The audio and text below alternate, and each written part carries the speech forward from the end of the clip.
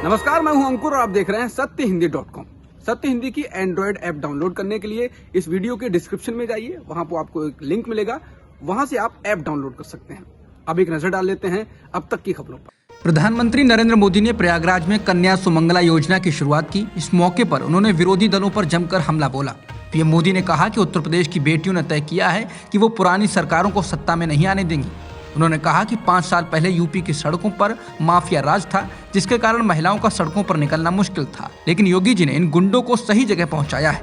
आज यूपी में सुरक्षा भी है और अधिकार भी है, यूपी में व्यापार भी है।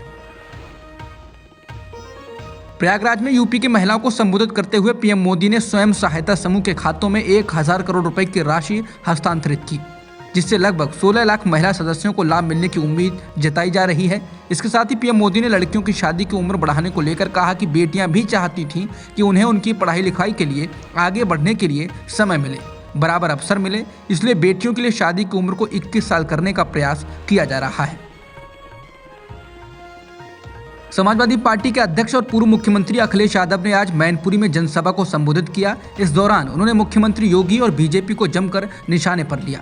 अखिलेश ने कहा कि बाबा की सरकार में कानून व्यवस्था फेल है, 100 नंबर से 112 कर पुलिस का कबाड़ा कर दिया। खाद की चोरी इस सरकार ने की। भाजपा के लोग गरीबों के हक पर डाका डाल रहे हैं। ये उपयोगी सरकार नहीं, अनुपयोगी सरकार है। नाम और रंग बदलना सरकार का काम है। मैनपुरी में उमड़ी भारी भीड़ को संबोधित करते हुए अखिलेश यादव ने कहा कि आज उनके साथ अलग अलग रंगों के दल हैं। उन्होंने आयकर विभाग की छापेमारी को लेकर कहा कि जैसे ही चाचा यानी कि शिवपाल सिंह यादव को साथ लिया तो जांचें होने लगी। उन्होंने कहा कि आने वाले विधानसभा चुनाव में भाजपा को ऐतिहासिक हार मिलेगी।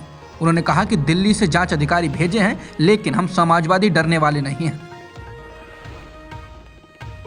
अखिलेश यादव ने मैनपुरी में जनसभा को संबोधित करते हुए पीएम मोदी और बीजेपी नेताओं की रैलियों पर भी तंज कसा और कहा कि आज जो लोग इतनी बड़ी संख्या में मैनपुरी में आए हैं, ये सब खुद और एक दूसरे के सहयोग से आए हैं, लेकिन बीजेपी की रैली सरकारी रैली होती है, सपा की रैली जनता की रैली है।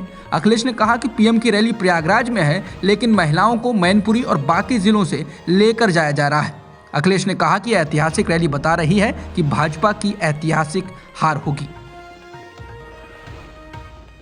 लखीमपुर खीरी मामले में केंद्रीय मंत्री अजय मिश्रा टेनी की बर्खास्तगी के मुद्दे को लेकर विपक्षी दलों ने मंगलवार को संसद से विजय चौक तक पैदल मार्च निकाला। संसद के शीतकालीन सत्र में विपक्षी सांसदों के निलंबन और अजय मिश्रा की बर्खास्तगी के मुद्दे पर विपक्ष ने सरकार को घेर लिया और इस वजह से संसद के दोनों सदनों में हंगामा होता रहा, लेकिन सरकार दोनों ही मुद्दों पर दबाव में आती नहीं दिख रही है।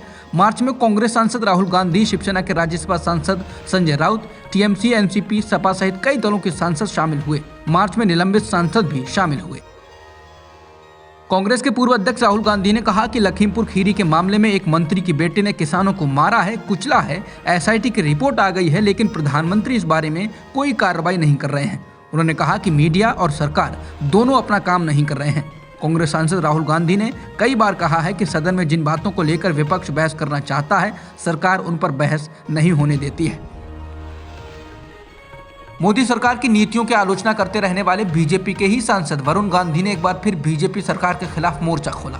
वरुण गांधी ने कहा कि अगर बैंकों का निजीकरण होगा तो 8 से 10 लाख लोगों की नौकरियां जाएंगी। वरुण गांधी ने कहा कि 40 से 45 साल के लोगों को कौन नौकरी देगा और फिर उनके बच्चों को खाना कौन खिलाएगा। उन्होंने कहा कि अगर भेल, एमटीएनएल, बीएसएनएल, हवाई अड्डे और एयरलाइन कंपनियां बेच दी जाएंगी तो आम आदमी के बच्चों को नौकरी कौन देगा। आरएसएस प्रमुख मोहन भागवत और मुलायम सिंह की एक तस्वीर वायरल हो रही है। ये तस्वीर उपराष्ट्रपति वेंकैया नायडू। इसको लेकर कांग्रेस ने समाजवादी पार्टी पर तंज कसा और पूछा है कि नई सपा में सा का मतलब संघवाद है। इसको लेकर अब समाजवादी पार्टी ने आपत्ति जताई। समाजवादी पार्टी ने कहा है कि राजनीतिक शिष्टाचार भूल चुकी है कांग्रेस।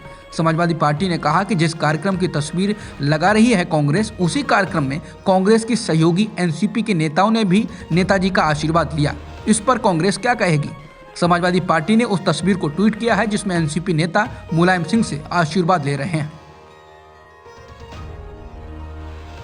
मुलायम सिंह और भागवत की तस्वीर को यूपी बीजेपी ने भी ट्वीट किया है। यूपी बीजेपी ने मुलायम सिंह यादव और मोहन भागवत की तस्वीर को ट्वीट करते हुए लिखा है, तस्वीर बहुत कुछ बोलती है। इसके बाद यूपी चुनाव से पहले इस तस्वीर को लेकर सोशल मीडिया पर रोचक चर्चा शुरू हो गई है। कोरोना वैक्सीन के सर्टिफिकेट पर प्रधानमंत्री नरेंद्र मोदी के फोटो के खिलाफ केरल हाईकोर्ट में याचिका दायर करना एक शख्स को महंगा पड़ गया। हाईकोर्ट ने उस पर 1 लाख रुपए का जुर्माना लगा दिया। अदालत ने इस केस को तुच्छ, राजनीति से प्रेरित और इस याचिका को प्रचार हासिल करने के उद्देश्य से दायर याचिका करार दिया। पीटीआई के मुताबिक जस्टिस कुन्ही कृष्णन ने कहा, ये कोई नहीं कह सकता कि प्रधानमंत्री कांग्रेस के प्रधानमंत्री हैं या बीजेपी के या फिर किसी और राजनीतिक दल के। जब एक बार संविधान के मुताबिक प्रधानमंत्री चुन लिए जाते हैं तो वो पूरे देश के प्रधानमंत्री होते हैं और ये पद देश के हर नागरिक के लिए गर्व का विषय होना चाहिए। जज ने कहा कि लोगों को प्रधानमंत्री के फोटो वाले सर्टिफिकेट को अपने पास रखने में शर्मिंदा होने की जरूरत नहीं है। अदालत ने कहा कि याचिकाकर्ता 6 हफ्ते के भीतर 1 लाख रुपए जमा करें। ऐसा न करने पर उनकी संपत्तियों को बेचकर इसकी भरपाई की जाएगी। अदालत ने इस याचिका को गैर जरूरी याचिका भी करार दिया।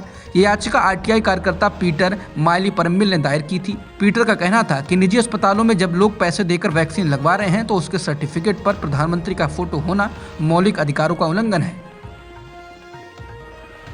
वैक्सीन के सर्टिफिकेट पर प्रधानमंत्री नरेंद्र मोदी का फोटो होने को लेकर पहले भी विवाद हुआ था। बिहार के पूर्व मुख्यमंत्री जीतन राम मांझी ने इसे लेकर सवाल उठाया था तो पश्चिम बंगाल के विधानसभा चुनाव के दौरान टीएमसी ने चुनाव आयोग से शिकायत की थी कि सर्टिफिकेट में प्रधानमंत्री मोदी का फोटो होना मतदाताओं को प्रभावित करने की कोशिश है और साथ ही ये आचार संहिता का भी उल्लंघन है। इसके बाद चुनाव आयोग ने राज्यों में सर्टिफिकेट से फोटो हटाने का आदेश दिया था। कोलकाता नगर निगम चुनाव के शुरुआती नतीजों में टीएमसी बाकी दलों से बहुत आगे निकल चुकी है। पश्चिम बंगाल के विधानसभा चुनाव में बीजेपी, वाम दलों और कांग्रेस को करारी शिकस्त देने वाली ममता बनर्जी की टीएमसी नगर निगम चुनाव में भी बढ़त बनाए रखेगी, ऐसा पहले से ही माना जा रहा था। कोलकाता नगर निगम में 144 वार्ड हैं। इनमें से टीएमसी 134 सीटों पर जबकि बीजेपी 3, लेफ्ट 4 और कांग्रेस 2 सीटों पर आगे चल रही है। रविवार को कोलकाता नगर निगम के चुनाव के लिए मतदान हुआ था। इस दौरान तमाम विरोधी दलों ने टीएमसी कार्यकर्ताओं पर हिंसा का आरोप लगाया था। राजनीतिक विश्लेषकों की नज़र इस पर थी कि बीजेपी टीएमसी को कितनी टक्कर दे पाती है, लेकिन बीजेपी टक्कर देने में नाकाम रही है। कोरोना के ओमिक्रॉन वेरिएंट के मामले अब भारत में 200 हो गए हैं। इनमें से सबसे ज्यादा केस दिल्ली और महाराष्ट्र में हैं। दोनों राज्यों में 54 पॉजिटिव केस आए हैं। देश में आए कुल मामलों में से 77 या तो ठीक हो गए हैं या फिर प्रवास पर कहीं चले गए हैं। महाराष्ट्र में फिलहाल ओमिक्रॉन के 26 सक्रिय मामले हैं। दिल्ली में नए वेरिएंट के 42 मामले हैं। स्वास्थ्य मंत्रालय ने देश में ओमिक्रॉन के ताज़ा हालात पर बयान जारी किया है। इसने ट्वीट कर कहा है कि अब तक देश के 12 राज्यों में ओमिक्रॉन के मामले सामने आए हैं। अब तक की खबरों में इतना ही। बाकी खबरों के लिए बने रहिए सत्यहिंदी.com के साथ। सत्य हिंदी का ऐप डाउनलोड करें गूगल प्ले स्टोर पर।